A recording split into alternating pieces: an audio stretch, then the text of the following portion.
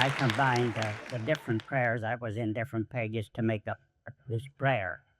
Because in the early day, they would call on somebody from the outside, out in the audience, to open the meeting with a prayer. And I was caught several times that way, and I figured it. So I'm going to get one there, and I'm going to be able to remember it, and then when I called, I'll be ready for it. So let's bow our heads. Our Heavenly Father, grant us this day complete trust in Thee. Grant that each day we find our faith strengthened. Watch over us, and let not hatred towards others darken the light that's in our heart. Give us strength to rise above our weakness, so that every thought is pure and every purpose holy. Make us generous in spirit, tolerant in judgment, unselfish in all human relations, and keep back any hasty or careless words, so that the things that we do and say will not harm anyone. We ask this in Jesus' name. Amen. I'm glad that you all got fed and before I was invited up here, because now you two you can go out, see. I like to think of the woman that joined the white, and she got into camp, and she was hungry, and she was looking for a place to eat, and she couldn't find a place. Finally, she met a sergeant. She was a pretty woman, and he was a handsome young man. And the sergeant looked at her and said, "Can I help you?" And she said, "Yes." She says, "I'm hungry, and I'm looking for a place to eat." And he looked her over. He said, "Well, will you mess with an officer?" She said, "Yes, but I'm hungry, and I want something to eat first." So that's it. So I'm really glad. And I'm also glad to be here. I feel it's an honor to be asked to speak here tonight. And I want to congratulate this boat on its 10th anniversary. Edith said we have a lot of warm friends, and we do. Not only in one group, but in all the groups.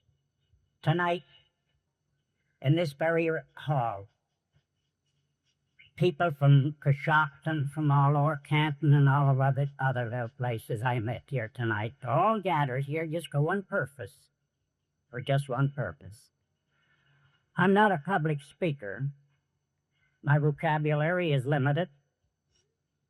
Unlike a little boy that was asked if he was going to Sunday school picnics. And the little boy said, "No, I ain't going." And the Sunday school teacher said, "You shouldn't have said I ain't going. You should have said I'm not going." "Now let me illustrate it," she said. "I'm not going, you're not going, they're not going, we're not going. Now, do you understand?" He said, "Yeah, nobody ain't going." All right, that's my limit of vocabulary. An Indian sitting by the road, and this smart aleck walked up to him, and he says, "What do you do for a living?" He said, "Me preach." He said, "What do you get for preaching?" He said, $10 a year. He said, "That damn for pay, isn't that for preaching?" He should be damn for a preacher, too, he said. Then he went over the other and saw another Indian, and he said, "What do you do for a living?" He said, "Me hunt and drink." He said, "What do you hunt?" He said, "Grace." And that was our problem, wasn't it?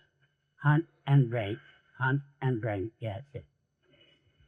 You know, our preamble said that there are no dues or fees for a membership.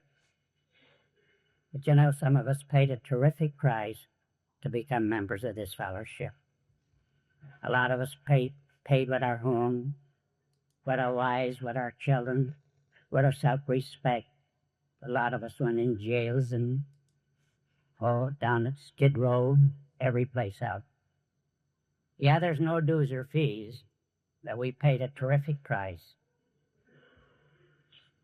I remember walking out of a ballroom in a little town in Pennsylvania, and this neighbor of mine met me coming out. He was a Christian living man. He was a neighbor of ours. And he stopped me coming out of this bar, and he says, "Ed, if you don't stop going into places like that, there's going to be a time that you're never going to be able to stop by yourself." Now, this was long before AA, as our fellowship will be 44 years old this June. And this is a long time ago when that man met me coming out of that bar. And he started telling me, what could happen and all this, and I said, well, don't worry, Mr. Watkins. That won't bother me. I can handle it. It won't harm me. And then Mr. Watkins said yes, and he said another thing, Ed. Every time you go in that bar, he said, the devil goes in with you. And I remember the smart remark I said, well, don't worry, Mr. Watkins. He'll buy his own drink. I won't buy any drinks for him. But at that very time, I didn't realize it till after I come into this fellowship that I was like a kid playing in the sand. I was having a little bit of time yet when I was drinking because I didn't have to lose any jobs or anywhere for not getting in any trouble. Now, there's where we start our hole that we're talking about, that we have to reach the bottom of that hole. But we don't realize what we're doing. And I remember going down in that hole, starting and drinking that hole. When Annie and I got married, she came from a poor family, and so did I. And we done like every other young couple does. We're going to build a home. We're going to give our children a better chance in life. We're going to get them a better education. And all of this we were planning on. But I didn't realize when I started going down in that hole that there was going to be a time I would not be able to do that. Because you'd see what happened. That hole goes down gradually. We're digging down, and eventually the sand all disappears. And then you come down into the clay, the muck, because there's where your life changes. Your values of life changes there. Because you become a liar, become a cheater, start cheating and lying, conniving. And as you're going down deeper, the harder it is for you to come out of that hole. And every time we came out of that hole, we would always say, oh, I'll never go back. I heard a woman one time say that she didn't join AA to stop drinking because she said, I stopped many, many a time. I come into AA to stay sober. And that's the reason why we're here tonight, is for that purpose, to stay sober. I saw men staying sober for 10 years, and they would leave the meetings, they wouldn't come back, and the first thing you know, you found them in a bar again. And I know some of them that even died drinking after 20 years of sobriety. So I know the purpose of these meetings. And I remember going down that hole. And when I got down to that bottom, I knew what that man told me many years ago, what's going to happen. And I didn't know what to do about it. I couldn't stop. I knew I couldn't stop. I saw the tears in Annie's eyes, tears in my children's eyes. I saw the poverty in them, because I steal the money that they had for food. I was not the only one. So many of us in here that done the same thing. Yeah, we done this thing. We stole and we connived and we done everything else we possibly could. And I knew. I didn't know what to do. I didn't know what was going to happen.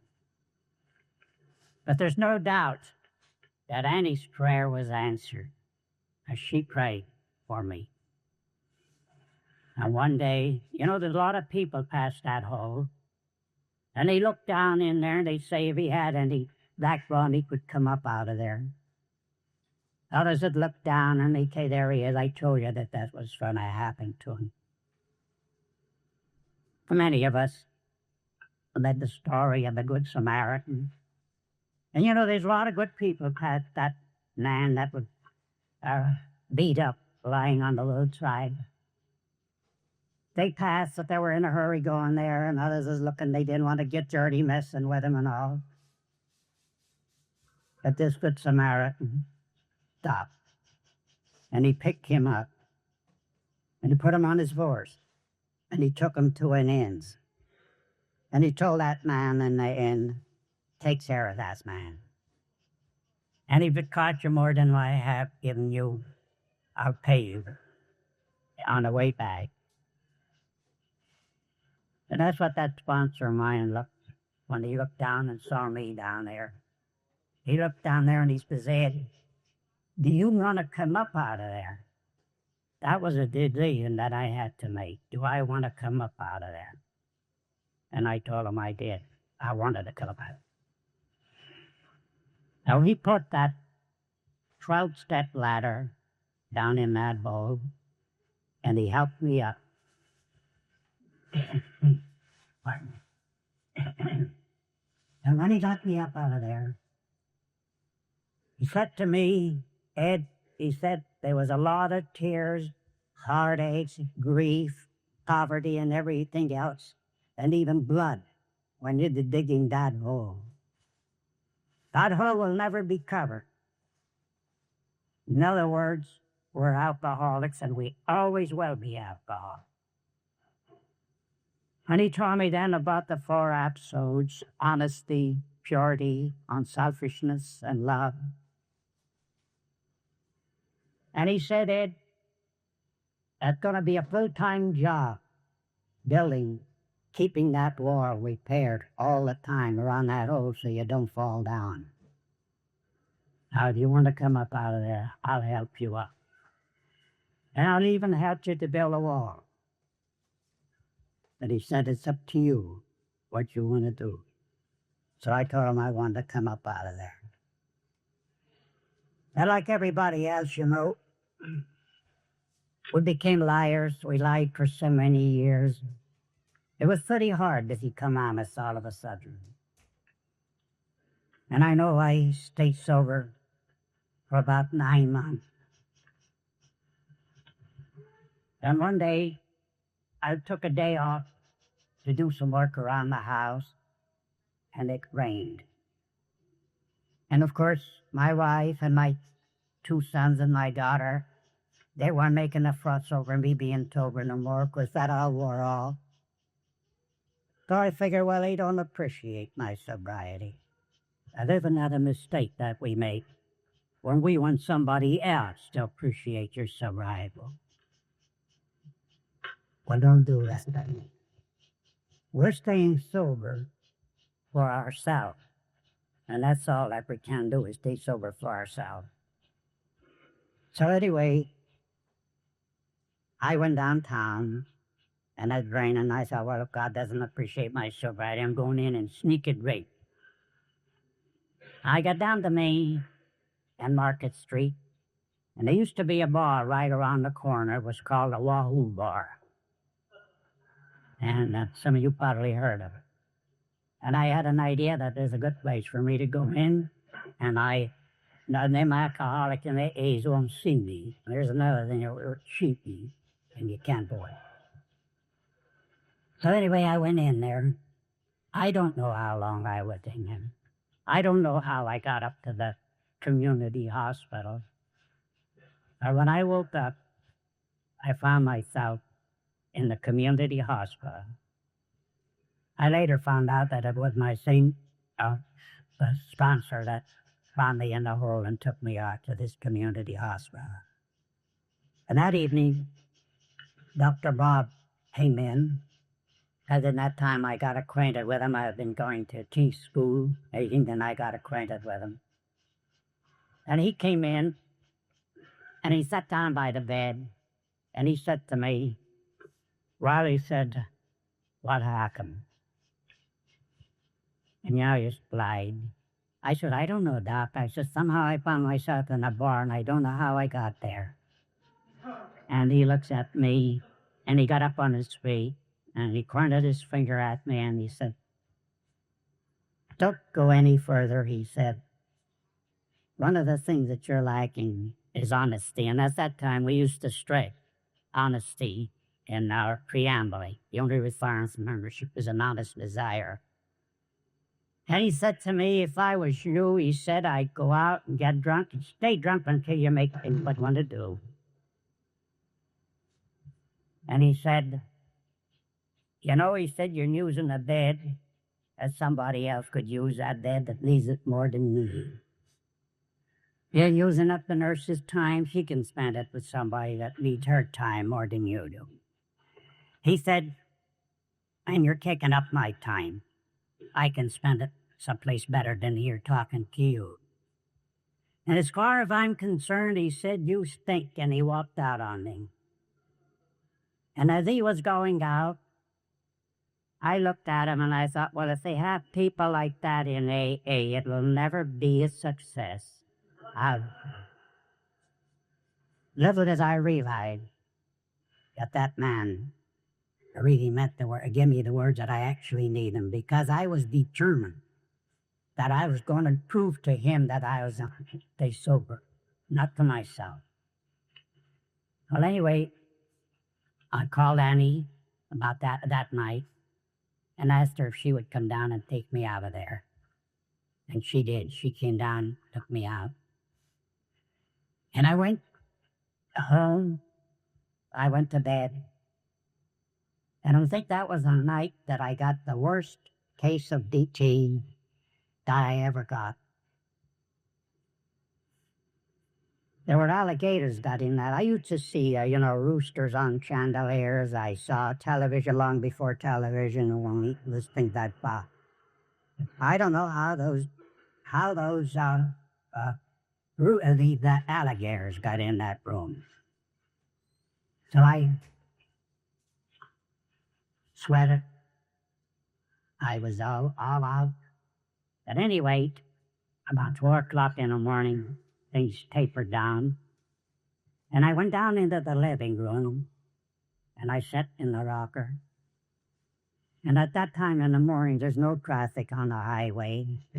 All I could hear was the clock ticking. And that was the night that I took my own inventory. Prior to that, I was taking other people's inventories. And this night, I took my own inventory.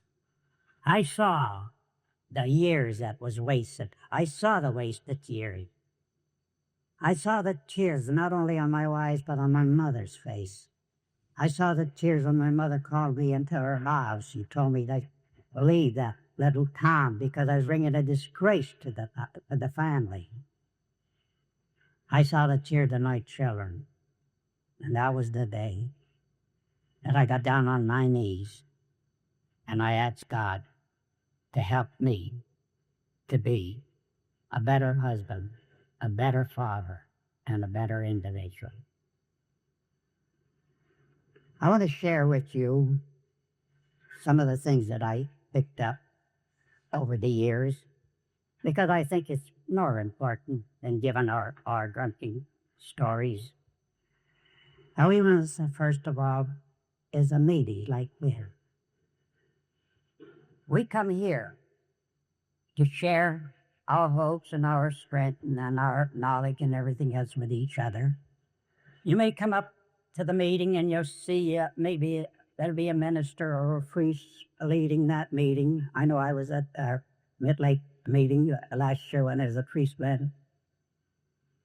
The next night you might see somebody that didn't even graduate from a grade school. But they're there for one purpose. They're there to share with you and to help you to carry your sobriety, to protect your sobriety, and to enjoy your sobriety too. I like to think of it as I like this man was saying, I was making love to my girlfriend last night, and her husband came along and hit me on the head with a 2x4. And the man said, my God, didn't he knock you unconscious? He said, no, but he scattered my ideas. And not that I scatter your ideas and try to help you. This is what we're here for. Because a lot of times you have an idea, well, maybe I can stake a drink, maybe I can steal a drink, I can sneak a drink. But when you're got that kind of a thinking, it's time for you to get your thinking changed. And there's another important thing is how you think and what you're doing about your thinking. You know, we had a lot of funny thoughts. For instance, this man come running down the bar and he says, "Was I in here last night?" And the bartender said, "Yes, you was." He said, "Did I cash your $100 check?" He said, "Yes, you did." He said, "What did I do with it?" Oh, he said, "You spent it all." Oh, he said, "What a relief. I thought I lost it." That was that was the way we stayed sober. That was the way we were thinking. We have to get our thinking changed. And we only can get it changed is through prayer, through God. Two men were talking, and one man was complaining to another man about his son, that the son did him a lot of trouble. He was in jail and out of jail. Oh, father had to bail him out. He smashed cars and everything else. And his neighbor looked at him and he said, "You know, Jim, if he was my son, I'd kick him out." And Jim said, "You know, John, if he was your son, I'd kick him out too. But he happens to be my son, and I can't kick him out." And that's the important thing. We talk about prayer. I like to illustrate it to you. This fellowship was built on prayer and on God. Before we came into AA, we had to have the women, the non-alcoholic women, the wives and the mothers. And of course, we had a lot of ministers, Reverend Thumps. For instance, one night, Reverend Thumps was at a AA meeting like this. And the next morning at his sermon, he got up and he looked at his congregation and he said, "How many of you here today would get up at 4 o'clock in the morning and go out and have some drug that you never saw before?" He said, "Last night," he said, "I saw Christianity in action." And that's what we are here. Christianity in action. And I think that AA puts this very well to it, Christianity in action. Prayer is a vitamin for your soul. You know, we take vitamins for our body, but we have to have something for our soul. There's many of you people here tonight that are here because of somebody else's prayer, too. So it's time for you. You start praying, too. We talk about God. Quite of it, when we came into AA, the only time we went to God was when we got in trouble. You know, we'd look out and see people having a lot of good time. They have a home and everything else, and we wouldn't have anything, and we'd be jealous of them, and then we'd pray for that. We want that, but we didn't want to work for it. We didn't want to do anything for it. I like to think like this. This little girl burnt a bent of their lady, and she had to have it dressed. She went to see the doctor, and the doctor gripped that little hand. And he told her to come back next week. And she did, and he took the old dressing off and put on new dressing. And then he told her to come back again. She done this for several weeks. Finally, on the last week, she took the bandage off of her little hand. And he looked at her, and he said, "Honey, see, you don't have to come back no more. Your hand is healed up nicely." And she looked at him, and she said, "Doctor, you're wonderful." She said, "We'll heal everybody, Medici." And he said, "No." He said, "God gave the wound. I break it." And I like to think this is what we're doing. God has to heal me, and we break it. There's a saying that service is a rent that we pay for our room on earth. Many of us came into AA that was far behind in our rent for a room on her. And the sad part of it is that there's so many people coming in with that rent behind that they don't want to pay it up. But you know, if you don't pay it up, you're not going to enjoy life. They say that light, it won't give us peace and happiness unless we will it. Light gives us time, and it's up to us to fill it. I found that out in the years that I've been in this fellowship. I found that out, and up to us to fill it. They say, we talk about, you know, we want more than what we're doing. Like this farmer goes into the bar, and he's looking for somebody to help him bring his crop in. And his piece got sitting in the bar. And he looked at the grunt, and he said, how about coming out working for me? First of all, they asked him if he had a job, and the grunt said nobody would hire him. How about coming out working for me? He said, how much are you going to pay me? And the farmer said, I'll pay you what you're worth. He said, I'll be damned if I work for that. And you know, that's how we're going to get is what we're worth. That's how we're going to get on this world what we're worth. A mother saw her. She had dressed her little daughter up in tree clothes. And she let her out on the street to play. And the little girl went out into the mud, and she's playing in the mud. And the mother saw it. She looked at her, and she says, what on earth are you doing, for heaven's sake? Now that mother didn't realize it's what she said. But you know, we're all on this world to do something for heaven's sake. And I think we're here tonight in doing something for heaven's sake. All of you people here are doing something for heaven's sake.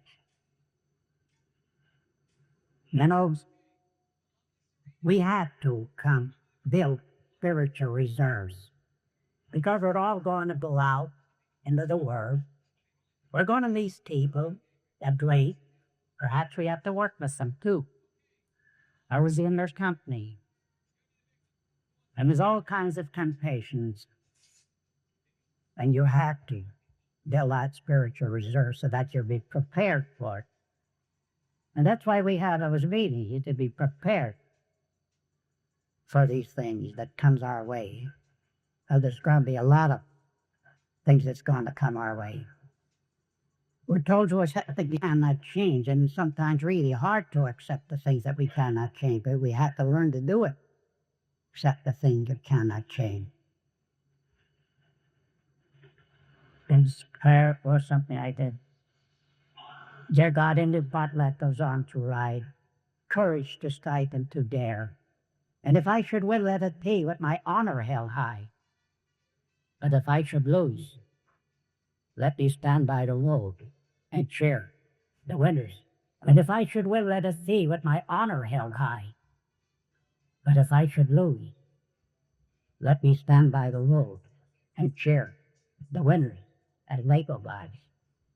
Because you see, we're not always going to be winners. And you're a better sport if you go out on the road and cheer the winners as they go by.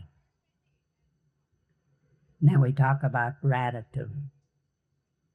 A lot of us had this gratitude, like the little boy that was walking down the street with his mother, and they met a neighbor carrying a bag of oranges. So the neighbor gave the boy an orange, and the boy stuck it in his pocket. And the mother looked at the boy, and she said, what do you say? And the little boy looked at her, pulled an orange out of his pocket, and said, here, peel it. That's the kind of gratitude I believe. And that kind of gratitude, you know. And now we want some kind of an easy way to get out. Like the man, you know, that got a letter, and there wasn't signed, but in the letter it said, if you don't stop stealing my chickens, I'm going to blow your head off. And the man took the letter to the police chief, and the police chief read it, and he said, well, you have nothing to worry about. He said, just don't be the man's chicken. He said, yes, I know, but he said the letter's not signed, and I don't know if he thinks the alien. Now that's a Baladar attitude. And to carry this message to another alcoholic, you had to have the message. And that's another sad part of our people, a lot of our people that put a man in a hospital and tell him how important the meetings are. And the man will come out of the hospital and go to the meetings, and he doesn't see his friend there. There's the sponsor there. And he goes to another one, and he's not there. Finally, he goes on and gets drunk. Because the man didn't have the message to carry. He didn't know how to carry it anyway. He was like the fellow that went to confession. And he told the priest that he was using profanity. And the priest said, how come? Well, his father said, I was playing football with Notre Dame. And he said, I got the ball. And when he mentioned this, the priest was a Notre Dame fan. He was interested. He said, I got the ball, and I started down, and I got an opening for perfect touchdown. He said, I went all the way down for 80 yards for perfect touchdown. And when I got there, I didn't have the ball. And I looked at myself, and I said, where the hell is the ball? And he stopped there. And the priest said, go on. He said, well, that's all there's to it, Father. He said, well, the priest said, well, where the hell was the ball? That's the kind of gratitude that so many of us have. I don't know. I'm going to give you a little history of Annie. It's funny, though. If we'd be married till August the 30th, we'd be married 68 years, but she's only 39 years old.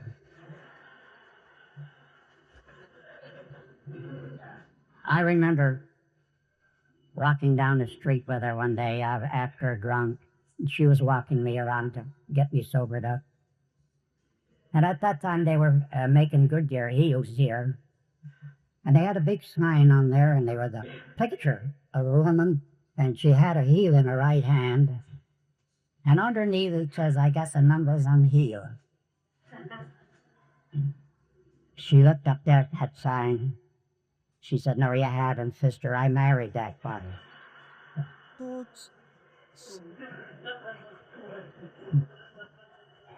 Then I remember one time, we weren't on speaking terms. I had a car thing that's...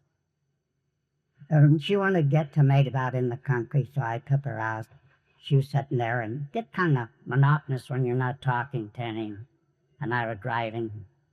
Finally, I looked out, and I saw a jackass out in the farm, grazing. I bumped her, and I said, honey, I said, is that a relative of yours? She looked out there. She said, yeah, to marriage.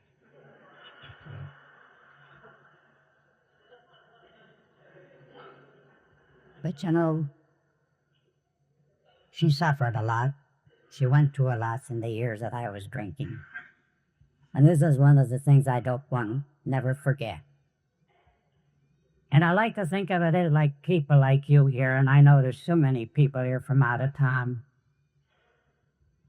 You have planted the seeds of love and friendship in our garden of memory. And then see, today are all in full bloom. And their sweet fragrance reminds us of the many, many hours we spent together, sharing high hopes and account, until we all became a part of each other. It was people like you that made it possible for Annie and me to pick flowers in the December of our life. Even though the lanes of love are not always filled with flowers, they are sometimes choked with weeds too. But today we understand the blessings of a hurt, the voice of silence, and the companionship of lowliness. And these are all profound gains, King, through your the friendship gate. God made it so, and God will keep it so. On Thursday, I'm going to reach my 86th birthday, or 88th birthday. I have 35 years of sobriety on August the 4th, was coming August the 4th. And it was through you people that made life worthwhile for me and for Annie. And I want to thank you very much.